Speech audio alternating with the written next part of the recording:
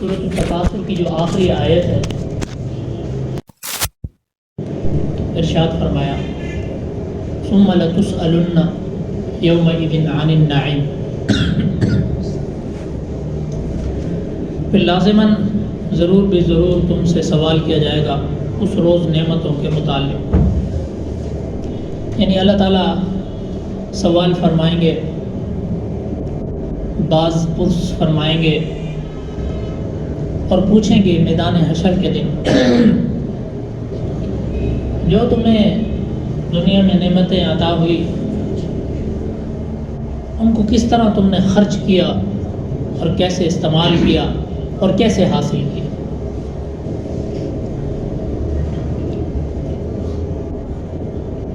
حاصل تو مال کے بارے میں سوال ہوگا کہ مال کیسے حاصل کیا. جو میدان حشر میں سوال ہوں گے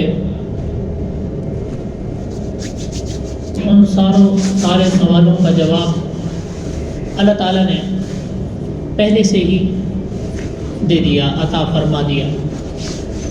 جبکہ دنیا کا دستور یہ ہے کہ دنیا میں اگر کوئی بندہ کہیں پرچہ دینے جاتا ہے، کوئی سوال کرنے جاتا ہے، سوال کو حل کرنے جاتا ہے کالج میں، یونیورسٹی میں،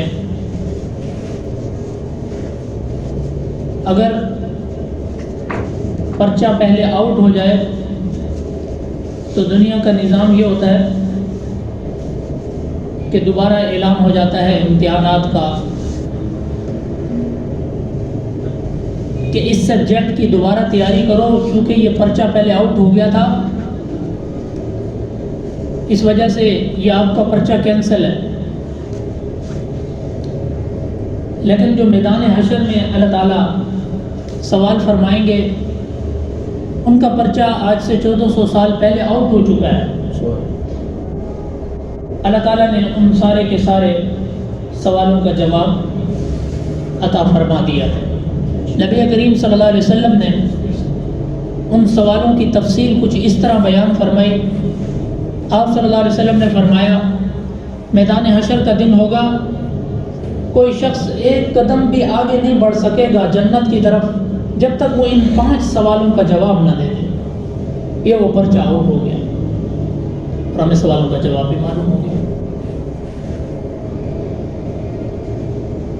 تو حضور صلی اللہ علیہ وسلم نے ارشاد فرمایا سب سے پہلا سوال ہوگا وَعَنْ عُمْرِهِ فِي مَا أَفْنَا، کہ آپ نے اپنے عمر کس چیز میں فنا کی.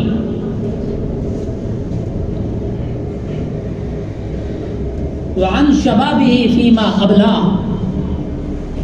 اور اپنی جوانی کو کس چیز میں پرانا کیا. اور وَعَنْ مَالِهِ مِنْ أَيْنَ اكْتَسَبَ، اور مال کو کس طرح کمایا اور کس طرح اس کو خرچ کیا.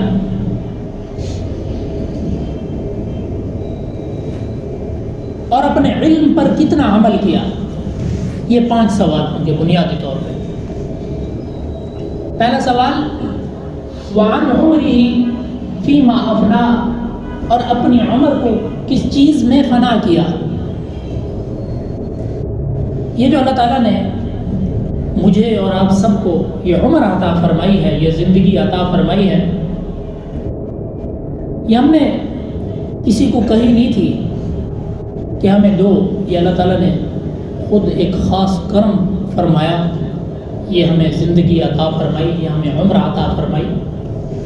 اور سر کے بالوں سے لے کر پاؤں کے ناخنوں تک اللہ تعالیٰ نے ہمارے وجود میں اتنی نعمتیں عطا فرمائی کہ ہم اس میں سے کسی ایک نعمت کا شکر ادا نہیں کر سکتے.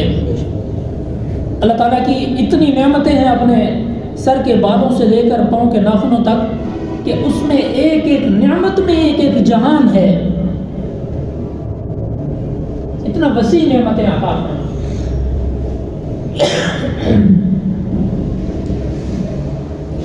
یہ ناک ہے، کان ہے، منہ ہے، زبان ہے، یہ دانت ہیں، یہ ایک صرف دانت کو لے لو، اگر اللہ تعالیٰ حکم فرما دیں کہ اس فلاں بندے کے دانت جیسے اس کا قد بڑھتا ہے اور دانت بھی بڑھنا شروع ہو جائے، کتنا برے لگیں گے۔ اللہ تعالیٰ نے نعمتیں بھی عطا فرمائی اور تناسب کے ساتھ، وہ کہتے یا ایھا الانسان ما غرک بربک الکریم الذی خلقک فسواک فعدلک، جس نے پیدا کیا تجھے پھر درست اعضاء بنائے تیرے، پھر معتدل و متوازن بنایا تجھے، فی ای صورت ما شاء رکبک، پھر جس صورت میں چاہا بنایا تجھے۔ ایک ایک نعمت اللہ تعالیٰ نے عطا فرما دی، ہم ان کا شکر ادا نہیں کر سکتے۔ تو یہی اللہ تعالیٰ فرما رہے ہیں کہ قیامت کے دن تیری عمر کے بارے میں سوال ہوگا کہ تو نے اپنی عمر کس چیز میں فنا کی، کس چیز میں گزاری۔ میدان حشر کا دن ہوگا، اس دن اگر اعمال اچھے نہ نکلے، اللہ نہ کرے، تو اس وقت پھر اللہ تعالیٰ سے بعض وہ لوگ ہوں گے جن کے بارے میں جہنم کا فیصلہ ہو جائے گا، اور انہوں نے اپنی دنیا میں قیمتی لمحات کو ضائع کر دیا ہوگا، اپنی عمر کو ایسے ہی فنا کر دیا ہوگا۔ جوانی سے پہلے کی عمر کا تو پوچھا نہیں جائے گا، جب بندہ بلوغت میں چلا جاتا ہے تو پھر وہ اللہ تعالیٰ کے احکامات کا پابند ہو جاتا ہے، اللہ تعالیٰ کے احکامات کا مکلف ہو جاتا ہے۔ پھر ایک ایک اس سے سوال پوچھا جائے گا کہ آپ نے فرائض بھی ادا کیے یا نہیں کیے، واجبات ادا کیے یا نہیں کیے، حلال حرام کی تمیز بھی کی یا نہیں کی، جس چیز سے منع کیا تھا اس سے رکے یا نہیں رکے، اور جس چیز کو حکم کیا تھا وہ کام کیا یا نہیں کیا، جھوٹ سے، غیبت سے اور بدکاری سے، گناہوں سے بچے یا نہیں بچے۔ یہ ان سارے سوالوں کا جواب، ان سارے چیزوں کا مکلف انسان اس وقت ہو جاتا ہے جب انسان بلوغت کے اندر آ جاتا ہے۔ تو پھر اس کا ایک ایک لمحہ جو اس کی عمر غفلت میں گزری ہوگی اس کے بارے میں بھی سوال ہوگا۔ جو بندے نے اپنی عمر سستی میں گزاری، کاہلی میں گزاری، وہ کتنا ہی خوش نصیب آدمی ہوگا جس نے اپنی عمر کے ایک ایک لمحے کو قیمتی بنایا ہوگا۔ حدیث میں آتا ہے کہ جو بندہ ایک دفعہ لا الہ الا اللہ پڑھ لیتا ہے، اللہ تعالیٰ اس کے اعمال نامہ وزنی کرنا شروع کر دیتے ہیں، اس کے نامہ اعمال میں نیکیاں بھرنا شروع کر دیتے ہیں۔ تو حدیث میں آتا ہے ایک یہ چھوٹے چھوٹے کلمات ہیں، لا حول ولا قوت الا باللہ، حدیث میں آتا ہے کہ یہ جنت کے خزانوں میں سے ایک خزانہ ہے۔ کوئی اگر سبحان اللہ کہتا ہے تو اس کے اعمال نامہ وزنی ہونا شروع ہو جاتا ہے، نیکیاں بھرنا شروع ہو جاتی ہیں۔ اللہ اکبر کہتا ہے تو اپنے وقت کو قیمتی بنا رہے، اپنے لمحات کو قیمتی بنا رہے، وہ اپنے جنت کا خزانہ جمع کر رہے۔ جو اپنے لمحات کو ضائع کر دے گا بے دردی کے ساتھ، سستی میں، کاہلی میں، اللہ تعالیٰ کی نافرمانی میں، تو اس سے سب سے پہلے سوال یہ ہوگا وَعَنْ عُمْرِهِ فِي مَا أَفْنَا، اپنی عمر کو کس چیز میں فنا کر دیا، اپنی عمر کو کس چیز میں فنا کر دیا۔ تو اس وقت جو پریشان ہوں گے، جو اللہ تعالیٰ کے عذاب کو سامنے سے دیکھیں گے اور پریشان ہوں گے، اس وقت کہیں گے یا اللہ نعمل صالحا غیر الذی کنا نعمل، ہمیں ایک دفعہ واپس بھیج دے، ہم نیک عمل کر کے آئیں گے۔ اللہ تعالیٰ فرمائیں گے اولم نعمرکم ما یتذکر فیہ من تذکر وجاءکم النذیر، کیا نہیں ہم نے آپ کو عمر دی تھی؟ ما یتذکر فیہ من تذکر، اگر تمہیں نصیحت حاصل کرنی ہوتی تو تم نصیحت حاصل کر لیتا۔ وجاءکم النذیر، اور تمہارے پاس ڈرانے والے بھی آئے۔ نذیر سے مراد مفسرین نے لکھا اس سے انبیاء کرام ہیں۔ سب سے پہلے تو حضرت محمد عربی صلی اللہ تعالی علیہ وسلم ہیں جو ڈرانے والے آئے، اپنی امت کو ہدایت کا راستہ بتلانے کے لیے آئے۔ پھر اس کے بعد تمام انبیاء کرام نذیر بن کر آئے۔ اسی طرح آپ علیہ الصلوۃ والسلام کے سارے صحابہ نذیر بن کر آئے۔ پھر آپ صلی اللہ علیہ وسلم کی امت کے علماء نذیر بن کر آئے، اپنی تحریر کے ذریعے، اپنی تقریر کے ذریعے آپ تک اللہ تعالیٰ کی احکامات کو، اللہ تعالیٰ کے بتائے ہوئے سارے دین کو پہنچاتے رہے۔ اللہ تعالیٰ فرمائیں گے وجاءکم النذیر، اور تمہارے پاس ڈرانے والے تو آتے رہے اور تم نے ان کی بات کو توجہ سے سنا ہی نہیں۔ مفسرین فرماتے ہیں وجاءکم النذیر سے مراد ڈرانے والا جو تمہاری اولاد ہے وہ بھی تمہیں ڈرانے والی ہے، یعنی جو تمہارے ہاں کوئی چھوٹا بیٹا پیدا ہوتا ہے مفسرین فرماتے ہیں جو پوتا پیدا ہوتا ہے وہ آ کر اپنی زبان حال سے یہی کہہ رہا ہوتا ہے کہ اب میری جگہ خالی کرو، تمہارے بھی تو دادا موجود نہیں ہے نا، اب میری جگہ خالی کرو، میں آ گیا ہوں، تیاری پکڑو۔ تو نذیر کی تفسیر میں یہ لکھا ہے کہ جو آنے والی اولاد ہے یہ بھی نذیر ہے، یہ بھی ڈرانے والی ہے تمہیں، وجاءکم النذیر۔ اور پھر جو تمہاری داڑھی میں سفید بال آ جاتے ہیں، آپ کے سر میں سفید بال آ جاتے ہیں، وجاءکم النذیر، یہ بھی نذیر ہیں، ڈرانے والے ہیں، تمہیں بتا رہے ہیں کہ یہ تمہیں اللہ تعالیٰ کی طرف سے نوٹس ہے، تم تیاری کر لو۔ مجھے ایک حدیث یاد آ گئی، ملک الموت سے ایک اللہ والے کی ملاقات ہوئی۔ حدیث میں یہ واقعہ ذکر ہے، ایک اللہ والے جا رہے تھے، ان کی ملک الموت سے ملاقات ہوئی، تو ملک الموت نے آ کر کہا، بلکہ انہوں نے خود کہا کہ یار حضرت اسرائیل علیہ السلام سے کہ آپ بھی یار کوئی عجیب مخلوق ہو، تم کوئی نوٹس ہی نہیں دیتے اور فوراً آتے ہو اور روح قبض کر کے چلے جاتے ہو۔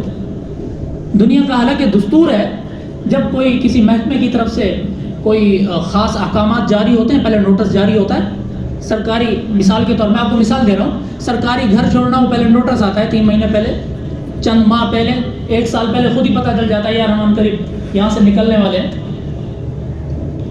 تو آپ تو کوئی نوٹس ہی نہیں دیتے۔ حضرت اسرائیل علیہ السلام نے فرمایا یہ تو کہہ رہا ہے کہ میں نوٹس نہیں دیتا، میں اتنے نوٹس دیتا ہوں، تمہاری دنیا میں اتنا کوئی نوٹس دیتا ہی نہیں ہے، میں اتنے نوٹس دیتا ہوں اپنے آنے سے پہلے۔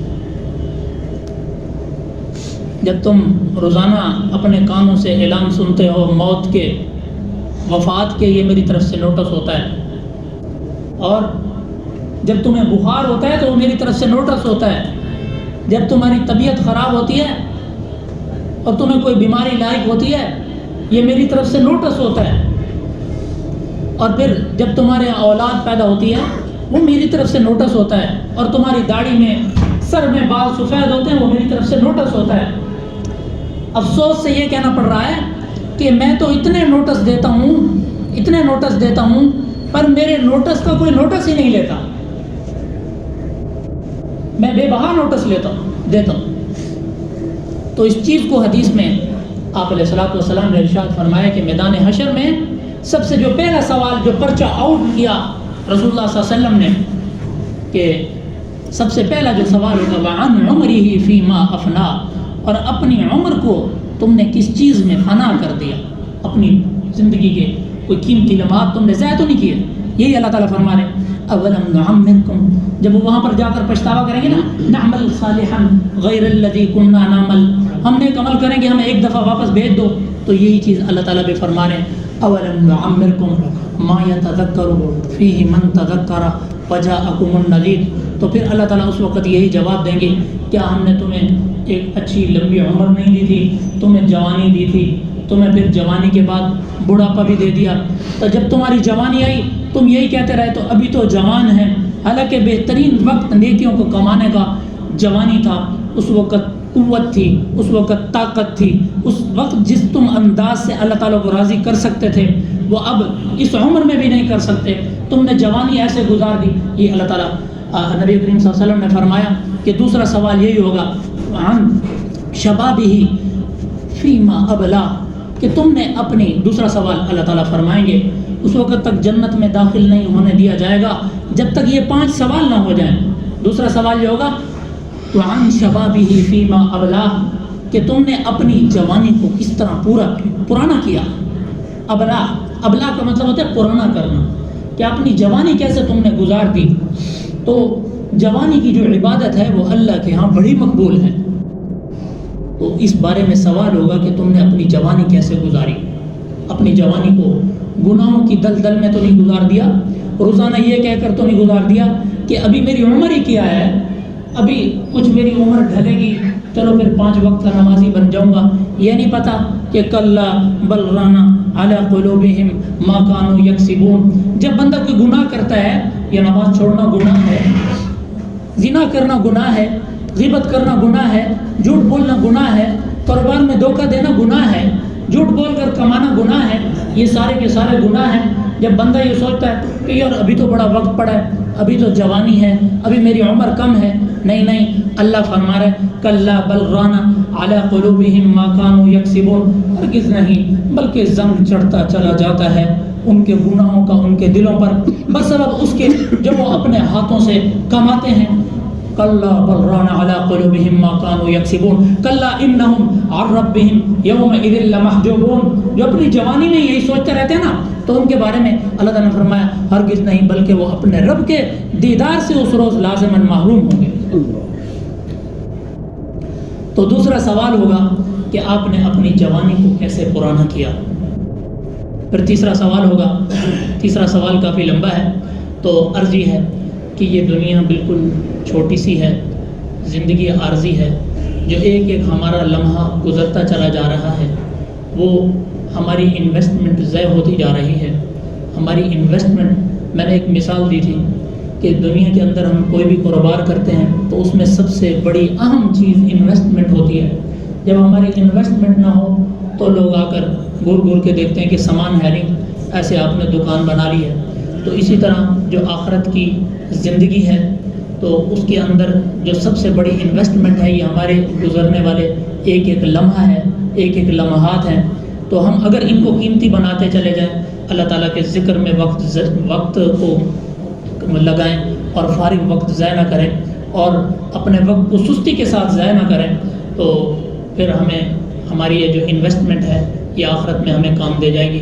اللہ تعالیٰ سے دعا ہے کہ اللہ تعالیٰ ہمیں ان باتوں پر عمل کرنے کی توفیق عطا فرمائے، سنتیں ادا کر لیں. وآخر دعوانا الحمد للہ.